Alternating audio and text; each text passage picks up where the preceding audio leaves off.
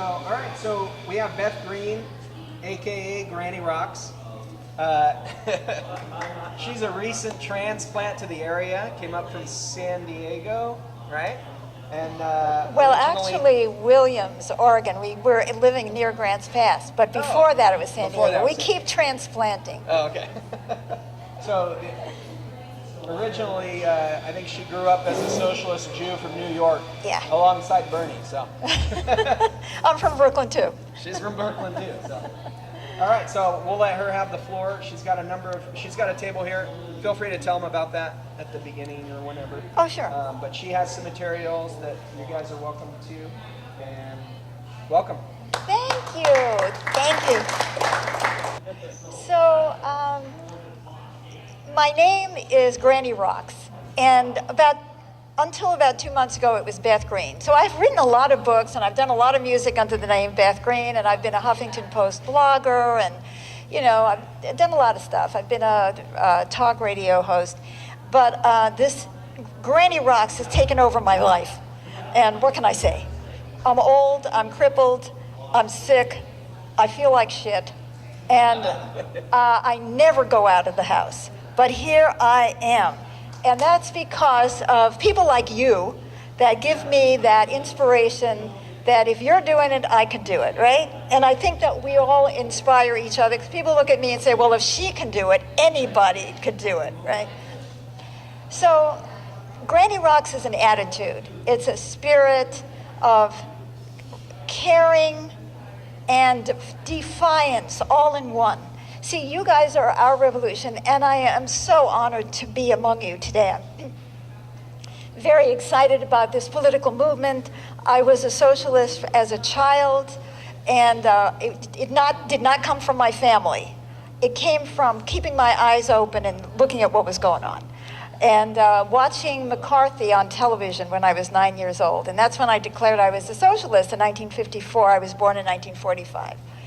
And, I don't know when the good old days were that people keep talking about going back to.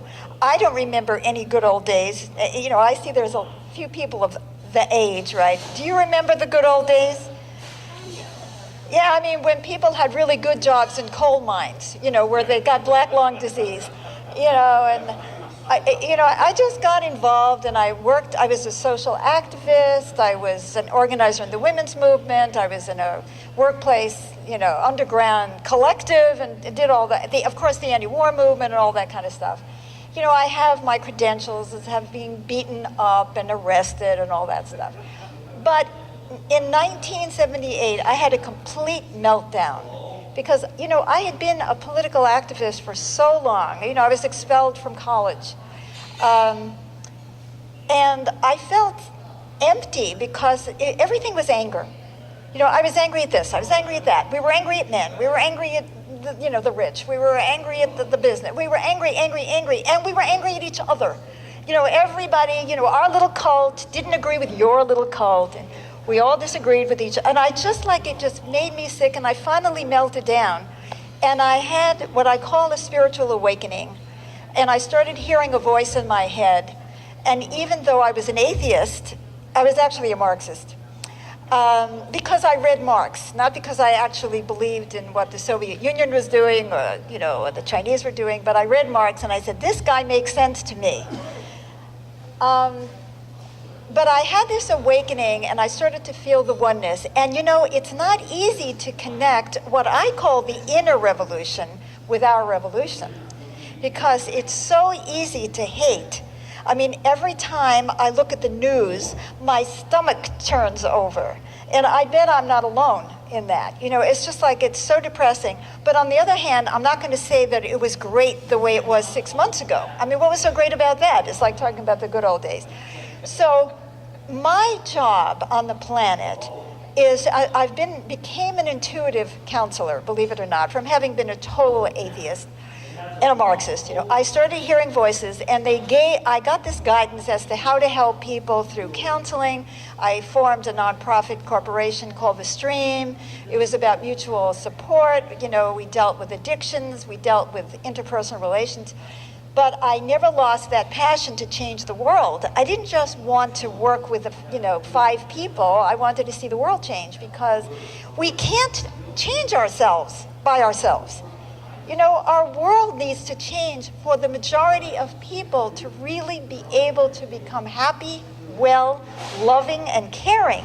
How the heck are you going to be caring about other people when your children are hungry, when you're working 3 jobs and you're exhausted? It's like there isn't that, we don't have it in us to keep overcoming and overcoming and overcoming.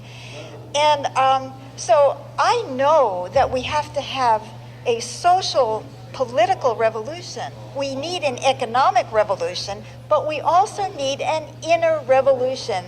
And how are we going to have it? Are we going to say, well, 20 years from now when we've had the revolution, then we're going to start changing? We can't do that. We have to be different now. And so that's what I'm trying to do as Beth Green, and I have many books that I've written. 2 of them are free downloads on the innerrevolution.org website, theinnerrevolution.org. Go to that website. You can get my book, Living with Reality, 688 pages. These are both free on our website. The other one is the handbook for the Inner Revolution. You can pass them around and look at it, and if you go to theinnerrevolution.org, sign up for some mailing list or do something, you will get those downloads. And that kind of brings together what I have learned about how to shift human consciousness. And it's a whole program, and we've been doing it. I have a community which is now called the innerrevolution.org, and we know we can change because we have.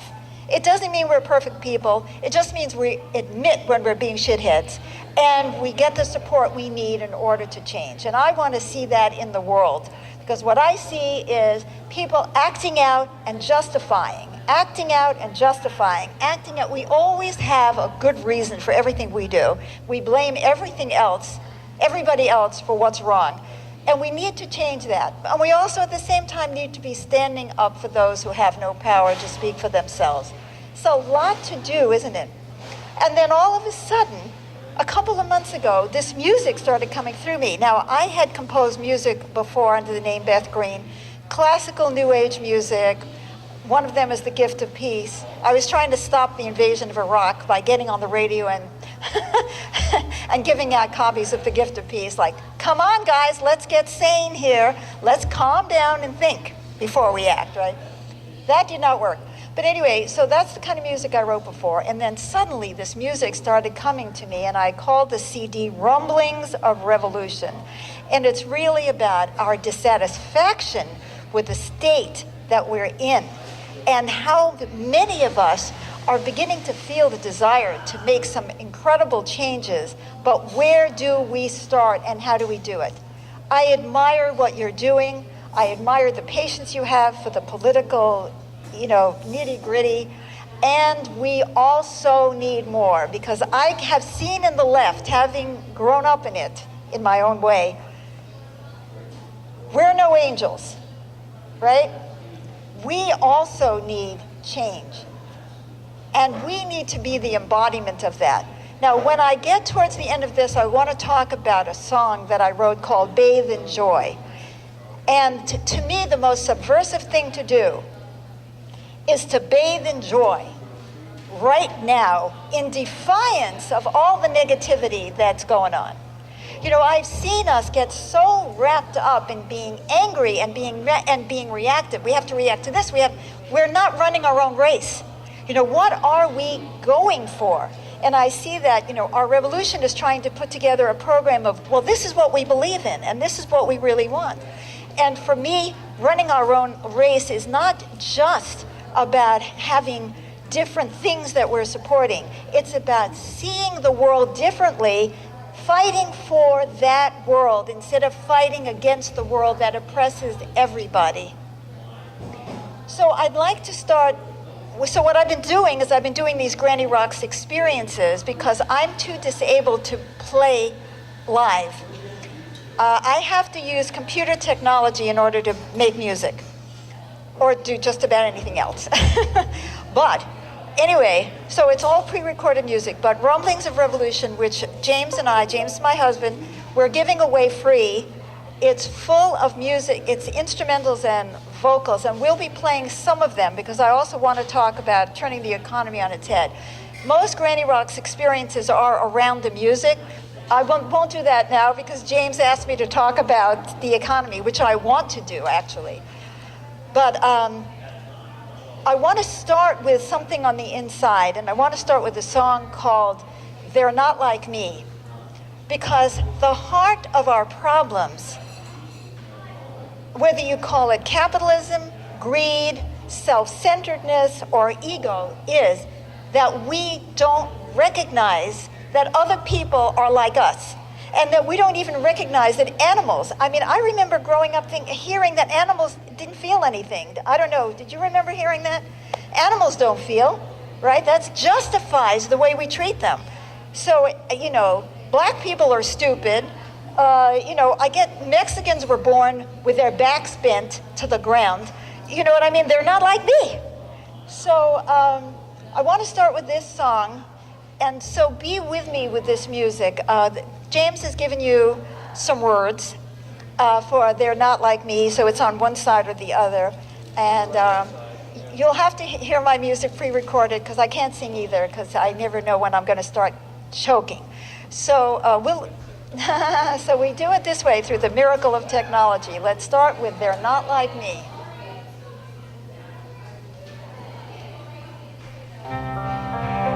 Homeless people don't get cold. Not in their cardboard cities. Clutching their possessions. Oh no. They're not like me. They're not like me.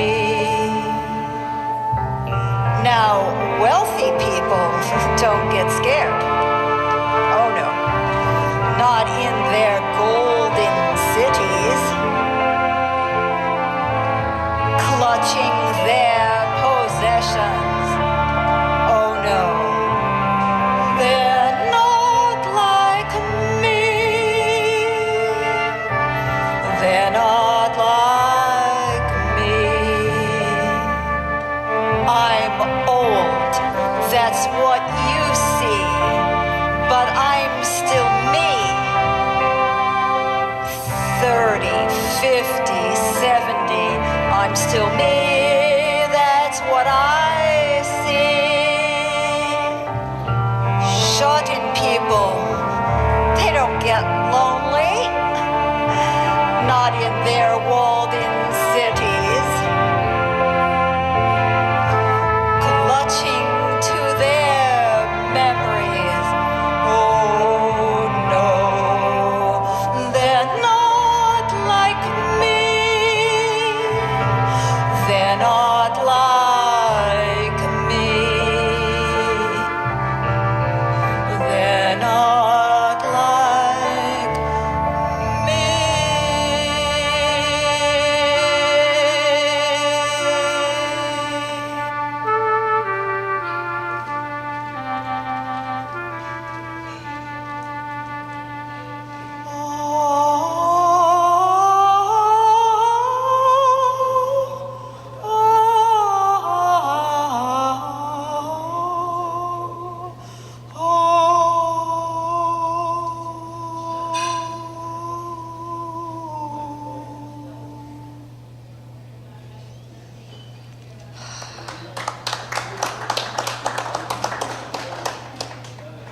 Have you ever had that thought? They're not like me? I have. I have literally had the thought that homeless people don't get cold. That is why I had to write that song, to disclose that, because I can't stand to think that they're sitting out there in the cold. I can't bear the idea of the amount of suffering on the planet. So I have to create walls between me and other people. And that doesn't work. And that's what has gotten us into trouble. And that is what got Trump elected. If we had not been acting like those people are not like me, we would have been talking to them for years. All those people that we discounted who are angry, and are not going after their own best interest. It's because we acted like they're not like me. Now, where did this disconnect come from? And I want to start to talk about that. That has to do with the economy and housework and why James actually invited me to speak. Because we have an idea, we have been divided. The first division in all of the world is between men and women.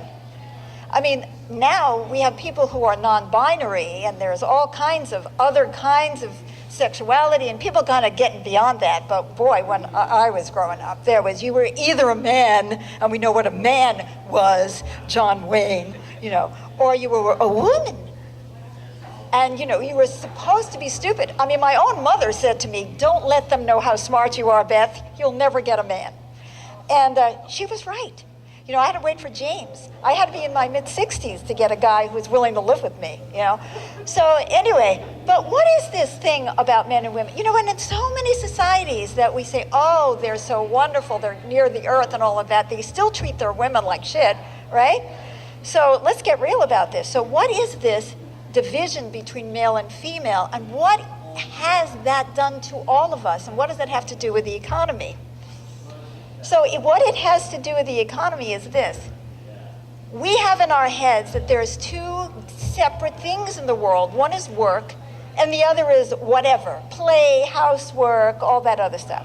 And the only thing that really counts, as we know, is work, because it produces income. I mean, obviously money is the only thing that counts.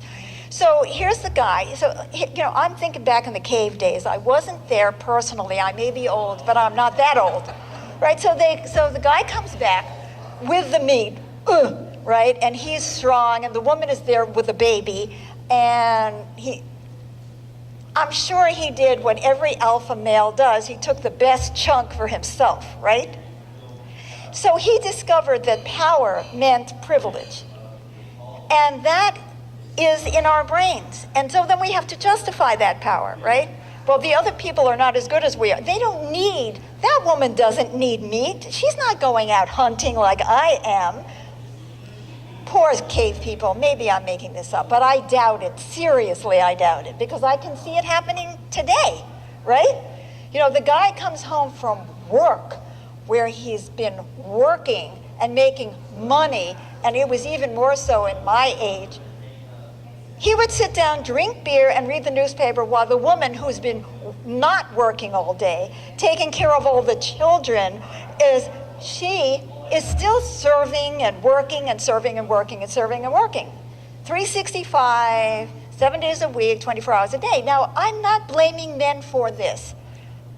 This is not about blame. This is about reality, right? And then who had the power? Well, who had the power was the one who had the fist, who had the strength, we're talking about then, and the one who isn't pregnant and isn't walking around with babies, right? The men had the power, let's face it. And then when the men had the access to the money, the meat, the whatever it is, that gave them more power. And then the woman who's at home, who doesn't have any of that, has less and less power. This is the history of humanity, isn't it? Generally speaking, that's the way it's gone down. Now, have the men really benefited from this? They only think they have, because they haven't. Because when a man feels like he has to be the main provider, and now that's even more ridiculous in our day and age, right? Because how many women are actually making more money than men, right? But when men in the culture have grown up feeling they have to be the main provider, they are sweating bullets, trying to make money, breaking their backs, selling themselves out for jobs that are disgusting, in order to make the money so that the woman can stay home and be inferior to him. That is a payoff? Is that something you would want? Because men have never benefited from the powerlessness of women. Never. Because it made them powerless with the bosses, it made them powerless in the world. I have worked in all kinds of places, and you go into these corporations and you see these executives, these senior executives, and you think they're the enemy. Those guys are nobody. They have no power. They can be fired in a second. They have so much pressure on them. They're taking Xanax, you know what I mean? They have to keep up these big houses, all this prestige. They have to keep their positions. They're eating themselves up alive. I've worked for them. I've been their counselor. I know what's going on in these guys, you know? And then who's gonna fire them? Then you've got the board of directors, and then you have the shareholders. And, you know, where is the power anymore? Who's got the power? Everybody has a reason that they can't make positive change, because you can't buck the system, because everybody has to answer to everybody, and really nobody is answering to anybody. You know, but what's really happening is we have forgotten the purpose of the economy, because the purpose of the economy is not to make profit for business. The purpose of the economy is to reproduce the human race. The purpose of every society is to reproduce. And when I say reproduce, and this is Marx, right?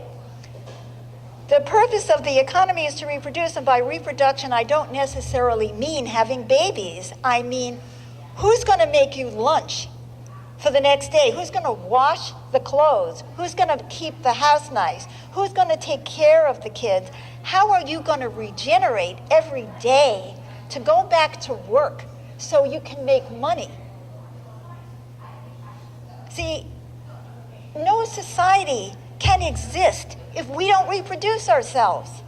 When Marx was sitting in the library in London taking notes, he was saying that the working class was shrinking, literally physically shrinking. And that's when public health started coming out, because the working class was not reproducing itself. And, you know, you look at that, what is slavery? Slavery is a system where you don't have to worry about the working class reproducing itself, because you can just import more.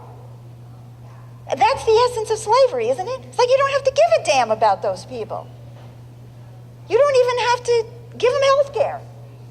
You know, and so we have forgotten that the purpose of our economy is for us workers, and we're all working in some way, to reproduce ourselves. And that means we need time, we need love, we need clean water, we need food, we need stimulation, we need something to live for, we need to have something to do that is of value to ourselves, and we need money in order to buy all of this.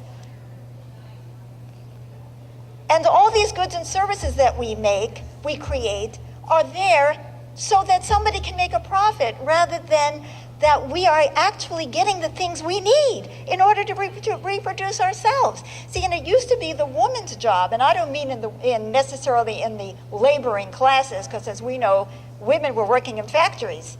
You know, it was only the delicate women who stayed home and took care of the children in the home, where they had their nannies and all of that stuff. But they're still part of that same system where they didn't have any power either, did they? But anyway, we're not looking at what do we need. I never hear a conversation about that, do you? What should this society be producing in order for us workers, us humans, us people, us members of society to reproduce ourselves, and to reproduce that next generation of workers that we call our children? By reproduce, are you also saying regenerate? I'm saying we regenerate ourselves, and we have to reproduce the next generation. And that's all about reproduction.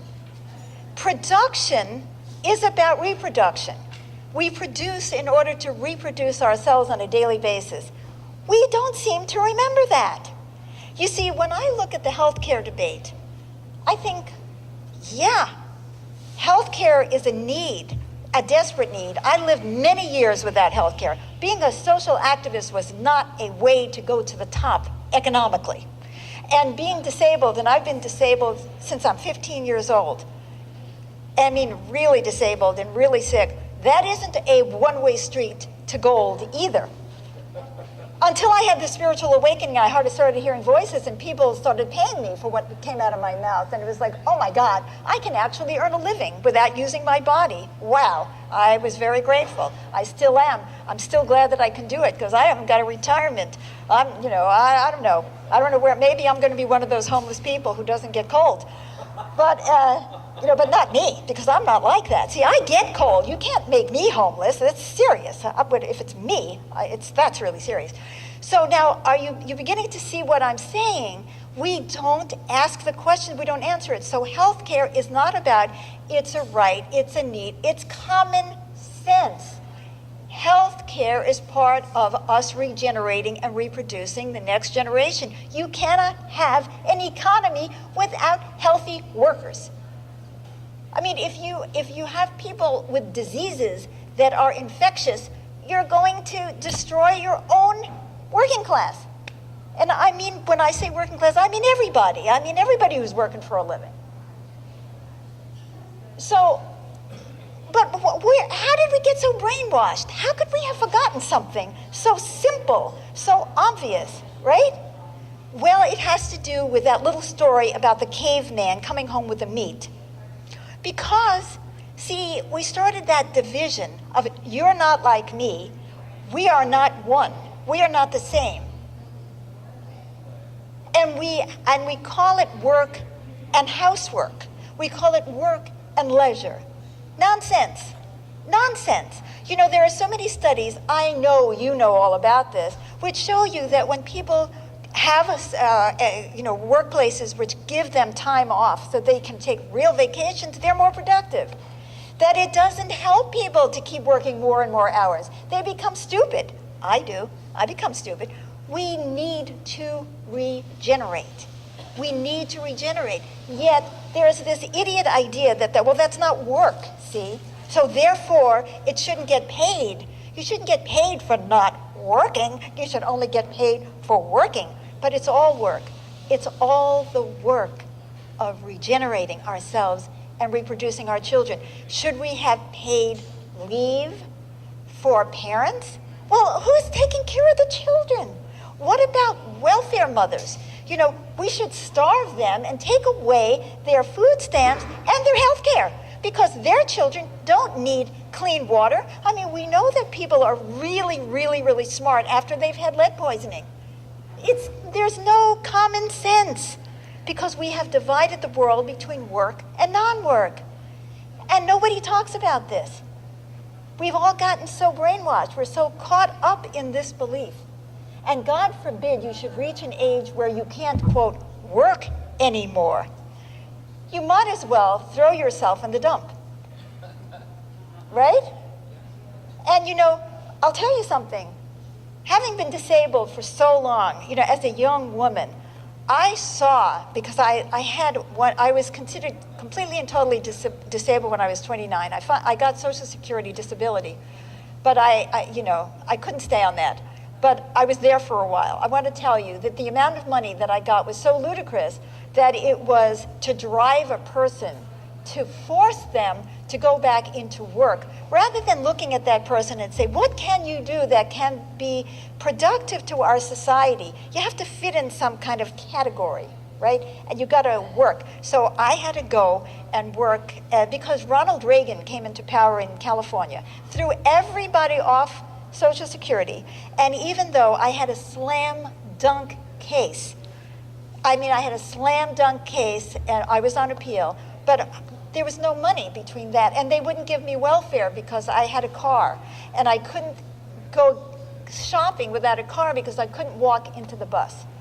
I mean, the rules and regulations that they had to just get you screwed up. And yes, I know there's plenty of welfare fraud. I don't deny that, and I don't blame people because you can't live on welfare.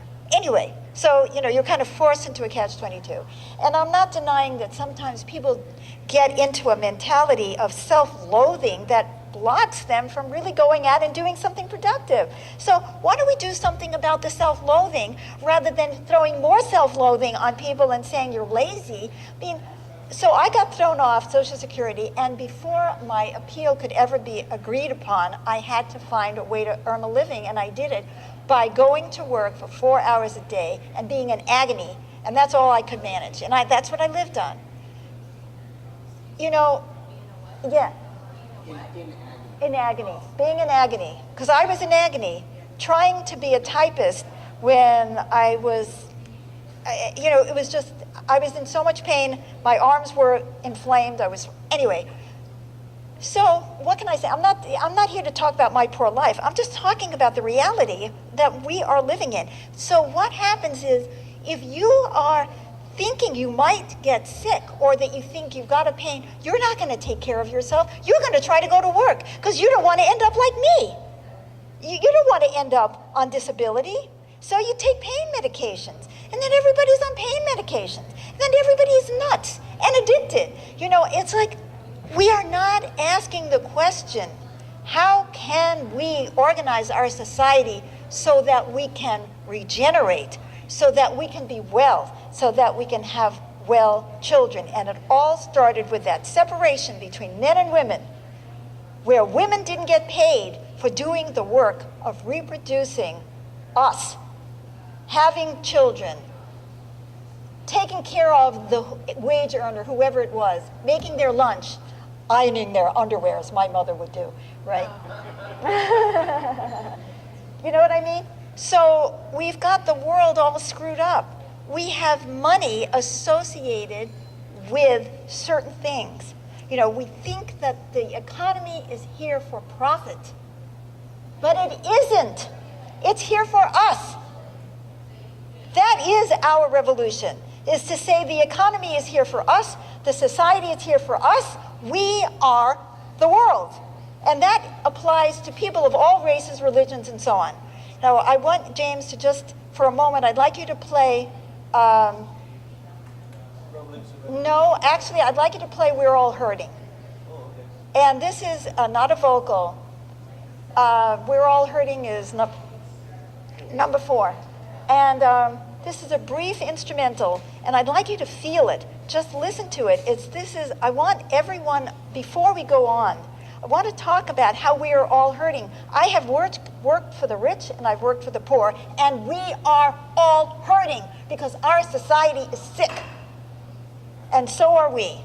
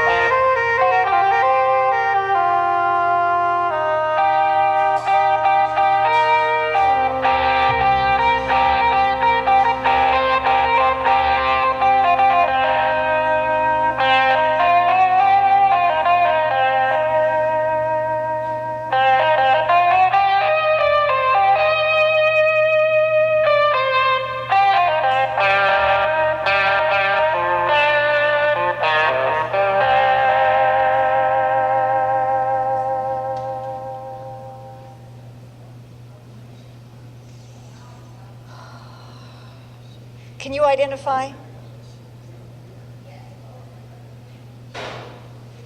Now, where we go wrong is when we think we're hurting and nobody else is. That's why this song is important and makes a lot of people feel uncomfortable, because we are all hurting. And if we could get that, then maybe we could find the way to the future. Because polarization is not the answer. We have to reach into the hearts of people and try to find what unites us. I don't mean we don't stand up to injustice. We have to.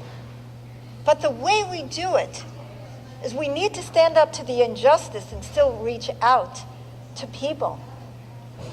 And I don't know how this message is going down with our revolution friends, but I believe this, and I've seen this in my life, that, I look at some of the people. I have a Facebook page called facebook.com/Granny Rocks On.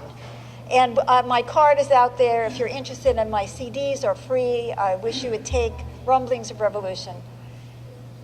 And sometimes people are passing. I had a Facebook post about this song is subversive. It wasn't this one, it was about longing for home, that we all want the same thing, longing for a safe, happy home.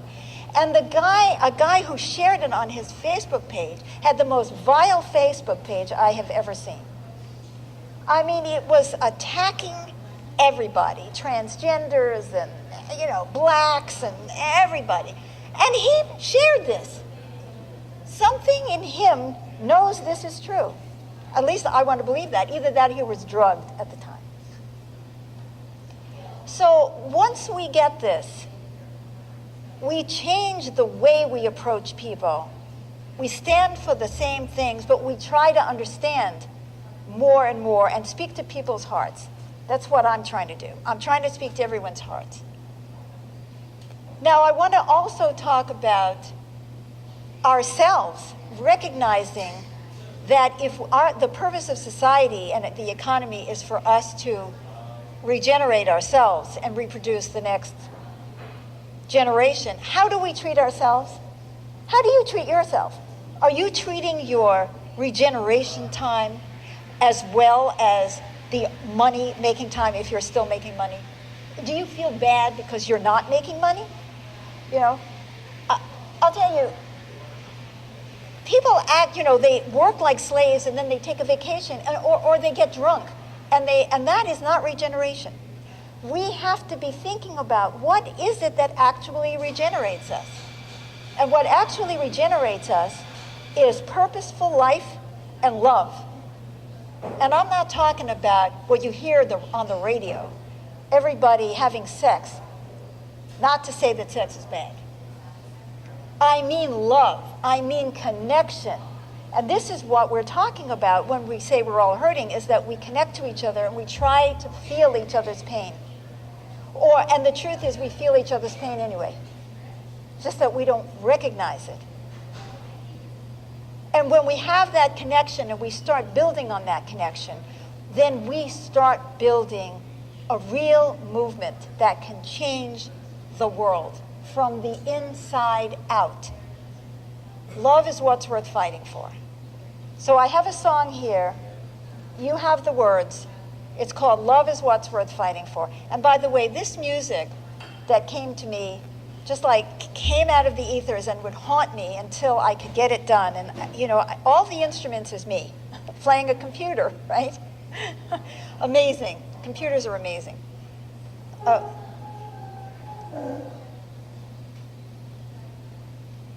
Number 5. Hearts need kindness to survive. Everyone needs holding.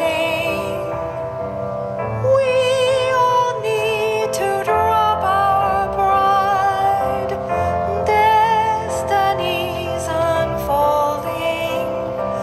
We've been taught to think in foolish ways, to care only about me.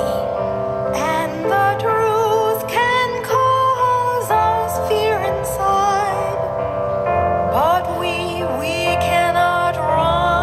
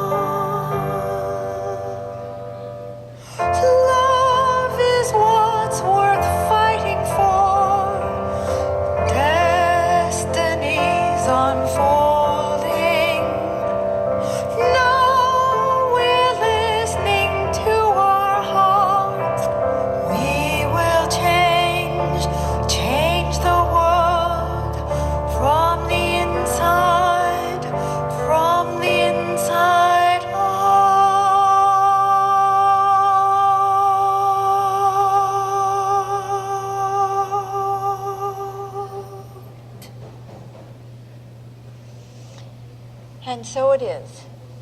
Love is what's worth fighting for.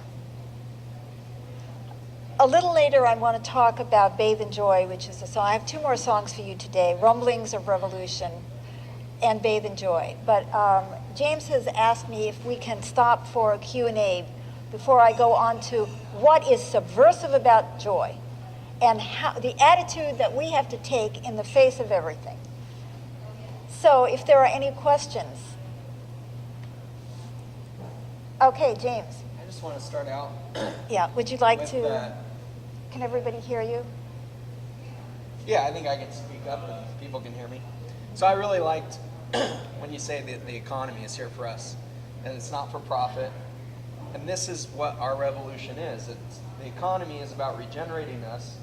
We must regenerate to survive.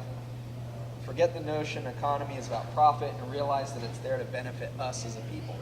I think that's kind of what underlies everything that we're fighting for, right? Everything on the back of my shirt Yes. is about changing the economy. And so that was why I was really inspired by what she had to say about what is work and how do we treat people when we think about what they're contributing, right? What they're doing for work. And so, where did you come up with all this? Thank you. Well, I'll tell you where I came. As I said, I read Marx many years ago. I can't even remember, but I do remember Marx talking about the value of labor power and price and all of that stuff. So there was that. And then in the 70s, I met a woman who was a Marxist feminist called Selma James, and we started the Wages for Housework campaign. And it was about the idea, she didn't go to the, she didn't carry on about, no polarization and all of that, because we were like fighters to the death, and we were fighting men, and there was a lot of anger there. A lot of the old ladies loved me, by the way. But she did talk about that what Marx had said is the value of housework, that the value of labor power is what it takes to reproduce a worker. And that is what is the value of labor power. And anything beyond that goes to profit. That's, that goes to the bosses. So, thinking about that, and then I started thinking about, well, they trying to suppress what we need. Get as much, squeeze as much out of these turnips as possible. And I don't know, it just came to me a few months ago. This idea said, I really think I should talk about the relationship between housework, work, and the economy. It's just like everything else. Just what can I say? It just comes to me. So that kind of speaks to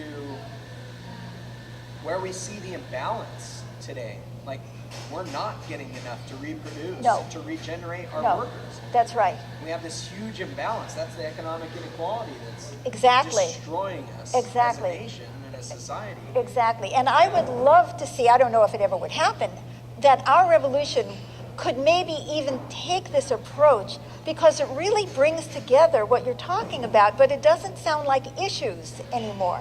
This is not an issue. This is a way of life. This is life itself. We see it, the way that we treat the environment is the same way. It's like the environment never has a chance to regenerate because we're too busy extracting and extracting and extracting. We have this extractive, exploitative mentality towards ourselves, towards each other. A woman meets a guy, and the first thing she's asking is, first of all, is he hot? And secondly, what is he going to do for a living? If not the other way around. And it's, we're in a very exploitative, and a guy might look at a woman and say, is she going to look up to me and make me feel good about myself, or make me feel powerful or manly, or is she going to service me in bed?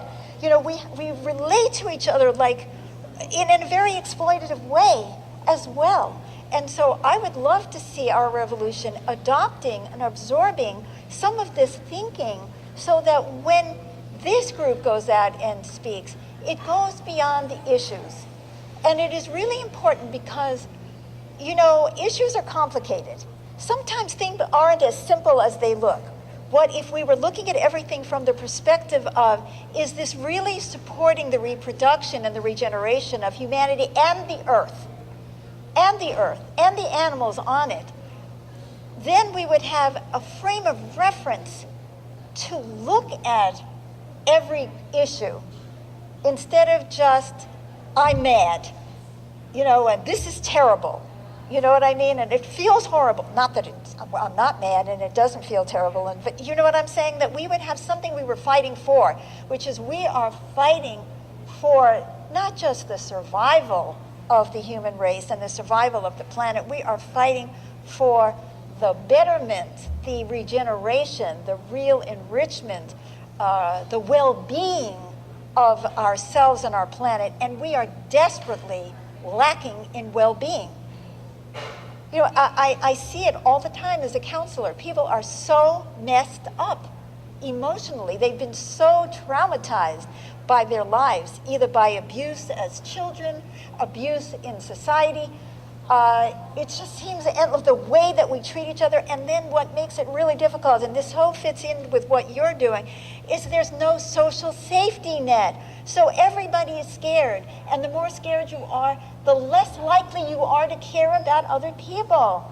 And yet it's only by caring for the whole. See, the inner revolution is about oneness, accountability, and mutual support. That's what I'm fighting for. And mutual support says we are one, and we have to support the whole, and the whole supports us. It's not about bartering, I'll do for you and you do for me, scratch my back. It's like I support everything and everything supports me. That is not the world we live in, by any means. And that is hurting us emotionally. Our children are terrified. They're worried about getting into the better school. They're in 5th grade or 3rd grade. It's a crazy world. We're not supporting ourselves as human beings. So I would like to work with you, James, and I want to bring this message. I don't know who wants to hear it, because I think a lot of us get off on polarization. I love to be angry and feel superior, but inside it destroys me.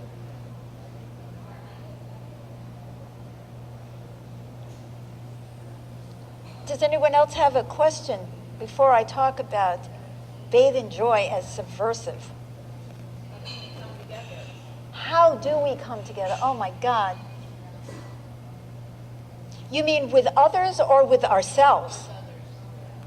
Well, I think that we could be, see, I don't have the answers to everything.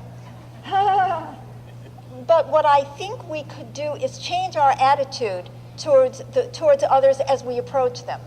If we present something and say, this is for all of us, and we stop with, okay, those capitalists are bad, even though they are bad in their behavior, but they've also been socialized, and they're afraid too. And I saw, there was an incredible program. I used to be the host of a program called Inner Revolutionary Radio that we did on Voice America. And I interviewed people, fascinating people from all over the world. One of them is a guy named Andrew Morgan. And he did a video called The True Cost. And it was about the true cost of cheap clothes. And he took you to the countries where they're polluting the water, and you saw what was happening to the people. And what is the true cost of fast fashion? And the nonsense that we have to get so many new clothes all the time, and that kind of thing. So the true cost is showing us. But a guy spoke, and I saw your hand. As soon as I answer this, I'd love to get your comment or question. So it's like the guy who was grinding down on, well, we have to get more profit. We have to lower the cost. We have to lower the cost. We have to lower the cost, because he's got competition. And if he does not lower his cost, his business is going to fail. Now, there are a lot of people who are going to stand up to that, but only the rich can afford their clothes. You know what I mean? It's like, what does the poor schnook do? He goes to Walmart. You know what I mean? You're going to ask somebody who's barely making it, oh, you should pay a premium for clothes that are made with organic cotton that's not polluting somebody. See, there's no structure to support people to be good, to be doing the right thing. And I could see that man knew he was doing the wrong thing by putting more and more pressure on those workers and polluting the world more and more. But he was caught in a system. Let's stop polarizing, start talking about the problems. and not so much the people, and reach out our hearts. That's the only, and I hope that Granny Rocks is the secret weapon. I want to get out there, before I croak, and try to speak to people's hearts, even though a lot of people don't like it. So without getting specific, Yeah. To piggyback on what Joy was asking about unity, Yeah.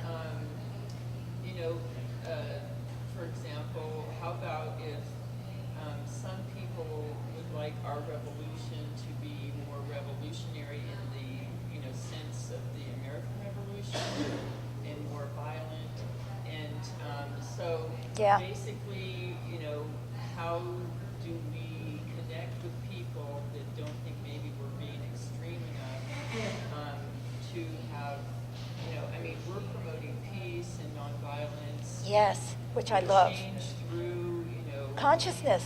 through unity, huh? Yes, through our consciousness. Right. So, Yeah.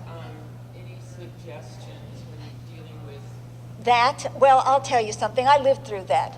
Having been a warrior since 1954, I was actually reported to the FBI before I was 12 years old.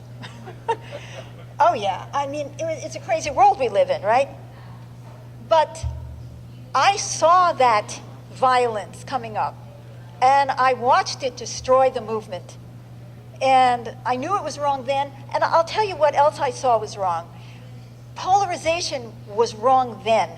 I remember when we were having these battles between the blacks and the whites within the movement. People were beating each other up. I was at a conference of New Politics in I think it was 67, I don't have a good memory.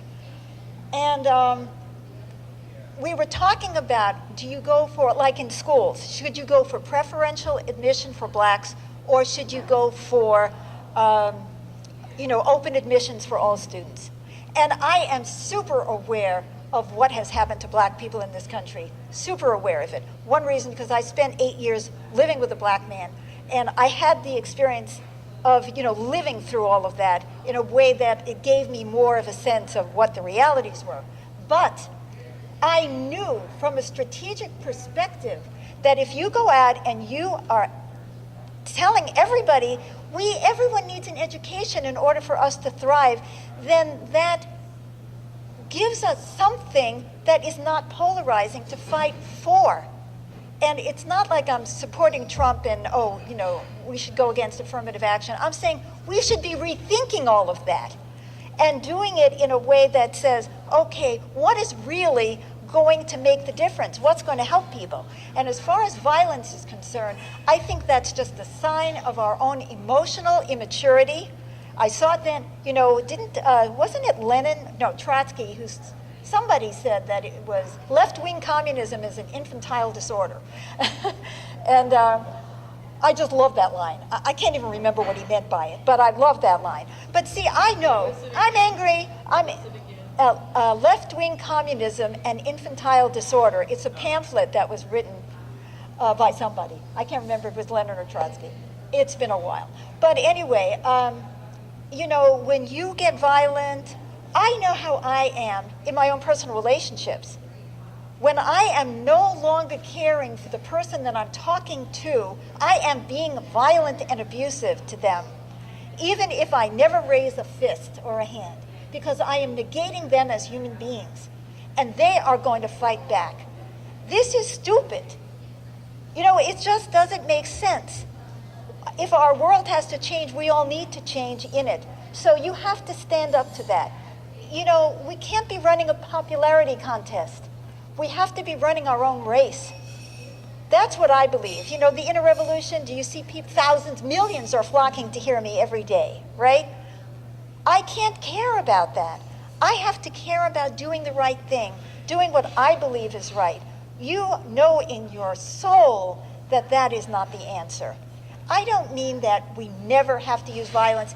If I see somebody abusing somebody, I will do what I have to do to stop them. But the purpose is to stop them, not to kill them. We have to stop abuse, but we don't have to kill the abusers.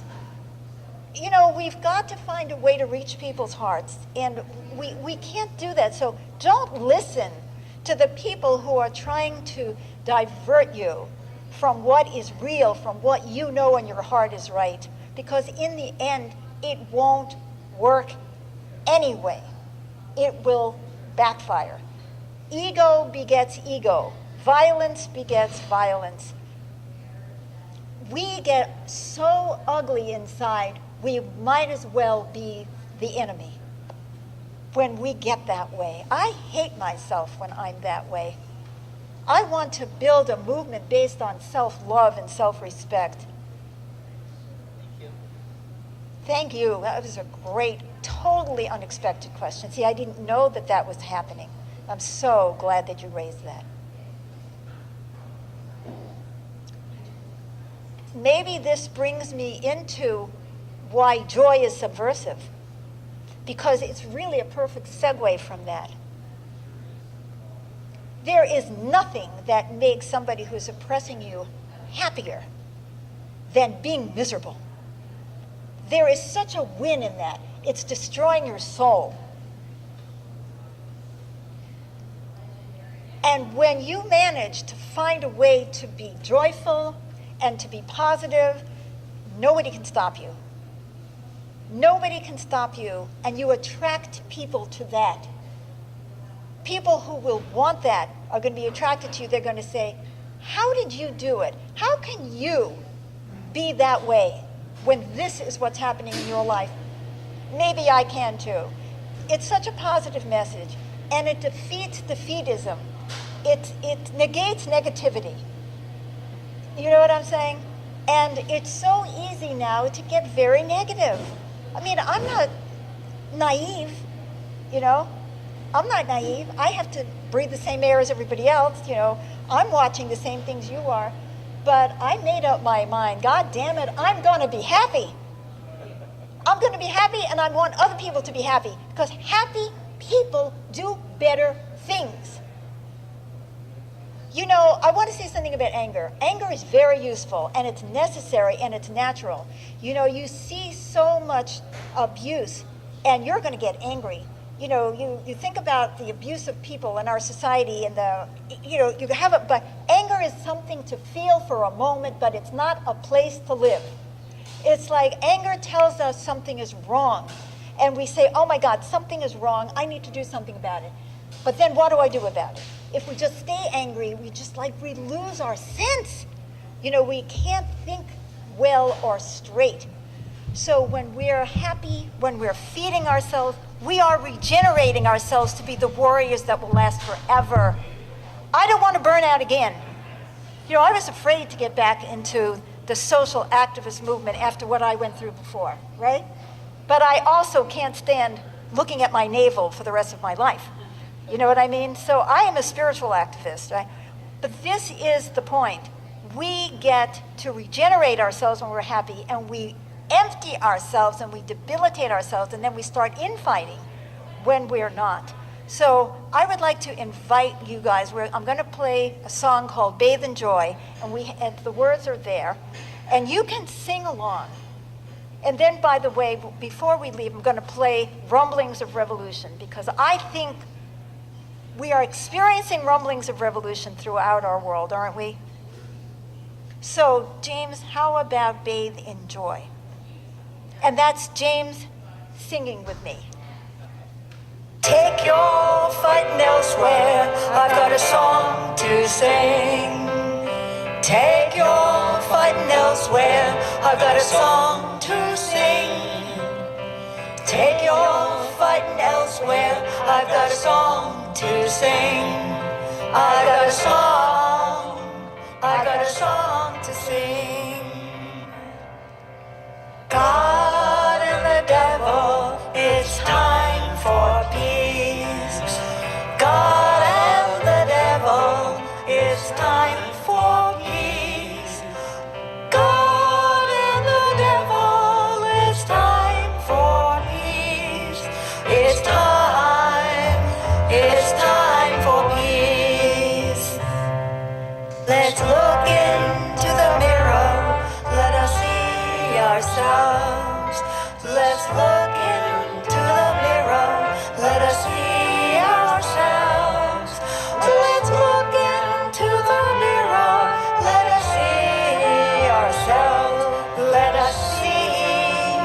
let us see ourselves. Good and bad together, let us love ourselves. Good and bad together, let us love ourselves. Oh, good and bad together, let us love ourselves. Let us love ourselves. We're going to the river, we're gonna bathe in joy. We're going to the river, we're gonna bathe in joy. We're going to the river, we're gonna bathe in joy. We're gonna bathe in joy. Going to the river, gonna bathe in joy. We're going to the river, gonna bathe in joy. We're going to the river, we're gonna bathe in joy. We're gonna bathe in joy. We're going to the river, gonna bathe in joy. We're going to the river, gonna bathe in joy. We're going to the river, gonna bathe in joy. We're gonna bathe in joy. We're gonna bathe in joy.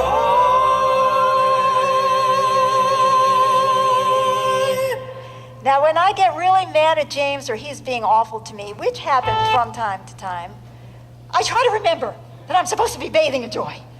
You know, and inside, I'm like getting so angry, I just want to kill him, right? And I think, yeah, I'm going to kill James. I'm a complete cripple. I can't make myself lunch. I can barely get out of bed. Yeah, I'm going to kill James. Now, that is really smart. So if I'm not doing it out of compassion, I mean, self-preservation alone should tell me that I need to get a grip. And so bathe in joy is, I think we should end every rally with bathe in joy. And remember that as we're making our revolution, we need to bathe in joy. I want to tell you something else. The question about how do we unite with others, in the book Living with Reality, which is, you know, that big book, took me 9 years to write that book. And it is a program for the transformation of consciousness that I know works only because we've done it. That's why it took me 9 years. Everything else I wrote like, you know, I just sit there and it just comes through me. I'm just like, but this one was blood, sweat, and tears because I've practiced all these programs. People have been using this. It works. And one of the things that works is, and this helps with the unity, is I am that. Everything I can't stand about somebody, I look at myself and I say, do I have that quality too by any chance? If I get really gut-wrenchingly honest, am I that? And when I say, I am that. I am that. What we dislike the most in others is often what we don't like for ourselves. Exactly.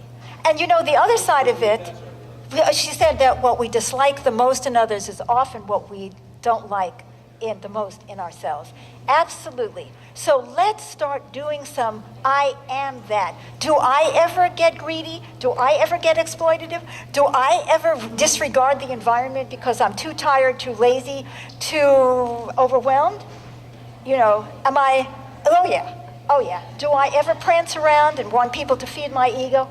Like some people we know? Oh yeah. Come on, let's get real. But the other side, and this is the happy side, is when I see somebody who's got great qualities, instead of getting green with envy, which we also do, that tears us apart, like, oh, so-and-so was asked to speak at such and such, and gee, why didn't they ask me? You know, the green with envy character. Well, I say, you see those great qualities that person has? I am that too. I am that too. Every one of us has something great inside. And I don't mean that in some kind of puffed up, nonsensical way. I really mean that. But we've got to nurture these flowers, right? We've got to nurture these things in ourselves, what we think is valuable in ourselves. Let's nurture that. So that is part of how we unite, is by acknowledging I am that. And we have a community Our community has been together since I founded in 1983. Some of the people are still there, and we are a community where everybody is completely transparent, tells the truth about themselves, is always looking at their own ego, and willing to be super supportive to other people. It's called the innerrevolution.org, and I'm not trying to take anybody away from our revolution, because there's no conflict. Lots of people in our organization are supporters, but I'm saying this brings another dimension into it, that inner dimension that we also need. Are there any more questions? Okay, shall we rumble? Oh, over here. Okay, yes. I agree with everything you said about 1,000%. However, we are at the end of the second decade of the 21st century, and I don't hear anything about robots or guaranteed income wage, which are the things that are really on the right now. Do you have any thoughts on that? Well, absolutely. I mean, are you kidding? She's saying she said she agreed with everything I said 1,000%, which made me feel so happy. And then she said, but I haven't heard anything about robots or artificial intelligence, guaranteed minimum wage, which are on the cutting edge of the 21st century. And did I have any thoughts about that? Well, Guaranteed income. I thought I said that. Guaranteed income. Oh, yes, guaranteed income, sorry. Absolutely. See, if we were actually sitting down and looking at what we need is money. We don't need more work. We need more money. We need more, when I say by money, I don't mean money in the sense that we've been using it. We need a way of exchanging our labor so that is of benefit to everyone. And we need to be able to automate without people feeling threatened they're going to lose their jobs, that obviously, so that people can live a better life. I mean, this is what it's all about. When we reproduce, we're trying to reproduce a generation that's going to have it better, right? I want to live better tomorrow than I'm living today. I wish that medical science would come up with some cures for a lot of things. I always look towards the future. I think we should be guided by the future, never by the past. Let's be guided by the future. Let's be informed by the past. Let's live in the present, but be guided by the future. And that means we need to organize our society in a way that is regenerative. And that, of course, includes everything that you're talking about. Absolutely. I'm glad you brought that up. Even older than you. My God, yay. I love it. I love it. I love it. Thank you. So, any more questions before we rumble? Okay. This song is called Rumblings of Revolution. And it haunted me also. I just had to do it. This is not my whole Granny Rocks experience, but you see, I was good. I didn't do all my music. And by the way, I have a Granny Rocks experience called Giving the Gift of Peace. It's based on more meditative and calming music. I would love to go out and, help people by giving the gift of peace. That's also a free CD. And I have many others where and I can gear a talk to anybody. Here I'm talking about the economy. Last week I was talking about new beginnings at any age. Next week I'm talking about how do you keep a positive attitude in the world that we're in. So, whatever it is, I can probably come up with something and incorporate music, because music has an impact on the unconscious level. And I hope that music is helping people to shift. So now, Rumblings of Revolution, I want all the people who can to dance. I'm serious. This is a song you should feel in your body. I don't mean dance like I'm performing, but I mean just get in the movement. And even young people, they don't get up to do it. I don't know why not. So I hope that this music captures, I hope, the feeling of dissatisfaction and yet moving forward. The last song on this album, by the way, which I'm not playing, is called Moving Forward. And that's what we're going to do. And I really invite you to please take as many copies of this CD, Rumblings of Revolution, that you want. And if you ever want a Granny Rocks t-shirt, let us know. And if you have any ideas of where we can bring another Granny Rocks experience, I am happy. We're going to a senior residence. Where I can go via internet. See, I can only go into a small area. I'm too disabled to travel, but I'm going via internet to San Diego to a senior residence, and I'm going to talk about I'm old, but I'm still me. So, you know, whatever the topic, there's music that we can incorporate, and I don't know, let's start winning this war one laugh at a time. So who's going to have the guts to get up and move?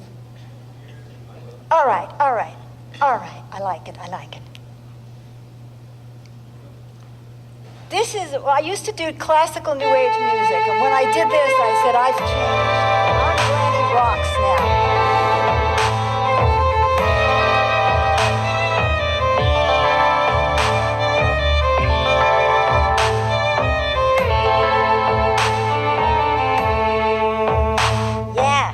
Go girl.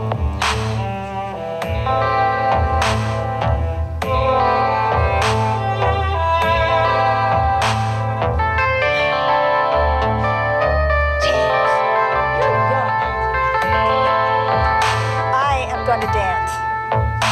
Okay. Can somebody get off this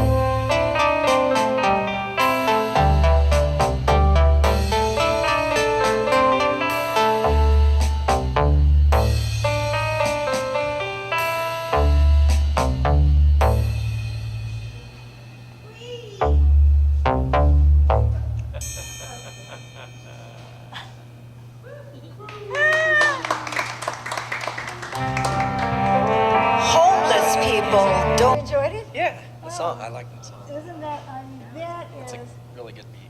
rumblings of revolution. And now, does that granny rock or what? So I could not hear what you were saying when the music was playing.